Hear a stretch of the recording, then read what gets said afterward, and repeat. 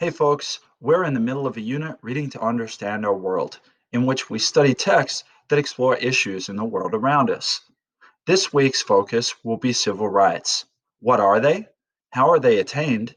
And how are they maintained? Meaning, how do we keep them once we've got them? We're going to be reading an excerpt from the graphic novel March about the life of Senator John Lewis. John Lewis, who recently passed away, was a towering figure in the civil rights movement in America, earning equality and justice for people of color across the country. The graphic novel is located here in the class reading section. When you click on the link, it will take you to a website that has the graphic novel in it. Your job is to read from page 119 until the end of the graphic novel. So we're reading the last part of the book. Please note there are some odd ads on this page about weight loss and some other things. That's part and parcel with using a free resource like this.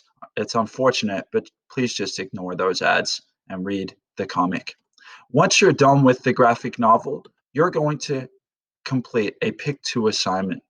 This assignment is due at 11:59 tonight, meaning it needs to be done by the end of the day, and anything not completed becomes homework. There are three options for today's Pick 2: an analysis document, a Jamboard, and a Flipgrid. The analysis document is like the analysis documents that we've done in the past. There are several tables on there with images from the graphic novel.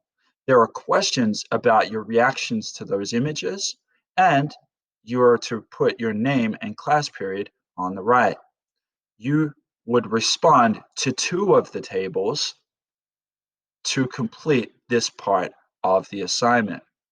Option 2 is a Jamboard. When you look at the Jamboard, you're going to see that there are multiple parts of the graphic novel that are cut and pasted on each Jamboard slide. Your job is to look at the question up the top and respond up, down, both, or Y with a post-it note based on what you see in the image. You would need to complete 5 post-it notes on this assignment to get your points. You need to make sure that if you choose this option, you put your name on each post-it note. Otherwise, I don't know who to assign credit to. So be mindful of that. The third option is a Flipgrid.